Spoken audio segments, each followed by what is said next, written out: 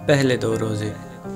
पहले ही दिन blood sugar level गिरता है, यानी खून से चीनी के मुज़र असरात का दर्जा कम हो जाता है। दिल की धड़कन सुस्त हो जाती है और खून का दबाव कम हो जाता है, यानी बीपी गिर जाता है। असाब जमाशुदा ग्लाइकोजन को आज़ाद कर देते हैं, जिसकी वजह से जिस्मानी कमज़ोरी का एहसास उजागर होता है। जहरीले मादों की सफाई के पहले मरहले में नतीजन सर दर्द, चक्कर आना, मुंह का बदबूदार होना और ज़ुबान पर मवाद के जमा होता है।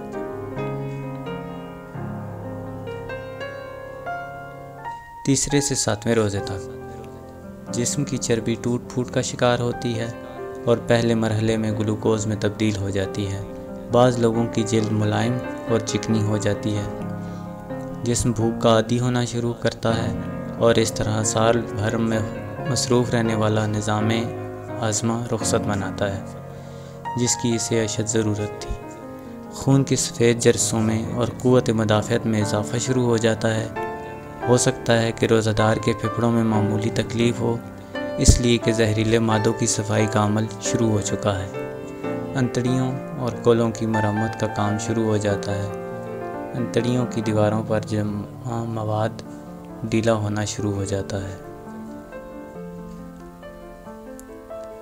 8वें से 15वें रोज़े तक आप पहले से तवाना महसूस करते हैं, दिमागी तौर पर चुस्त और हल्का महसूस करते हैं। हो सकता है पुरानी चोट और ज़ख्म महसूस होना शुरू हों, इसलिए अब आपका जिस्म अपने दिफा के लिए पहले से ज़्यादा फ़ाल और मजबूत हो चुका है। जिस्म अपने मुर्दा या कैंसर शुदा सेल को खाना शुरू कर देता है, जिसे अमूमी हालात में कीमोथेरेपी के साथ मारने की कोशिश की जाती है। इसी वजह से खुलियात से पुरानी तकलीफ़ का एहसास निस्बतन बढ़ जाता है। आसाब और टांगों में तनाव इस अमल का कुदरती नतीजा होता है। यह क़ुव्वत मुदाफ़अत के जारी अमल की निशानी है। रोज़ाना नमक के गरारे असाबी अकड़ाव का बेहतरीन इलाज है। 16वें से 30वें रोज़े तक जिस्म पूरी तरह भूख और प्यास को बर्दाश्त करने का आदी हो चुका है।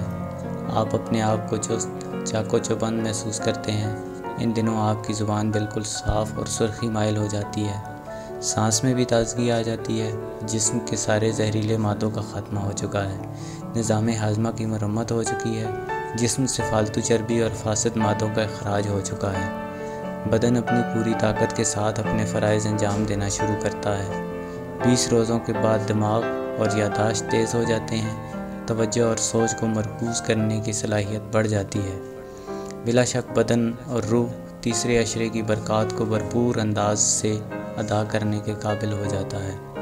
यह तो दुनिया का फ़ायदा रहा, जो बेशक हमारे खालिक ने हमारी ही भलाई के लिए हम पर फ़र्ज़ किया। मगर देखिए कि उसकी रहमत का अंदाज़े करीमाना कि उसके अहकाम मानने से दुनिया के साथ हमारी आखिरत संवारने का बेहतरीन बंदोबस्त कर दिया है।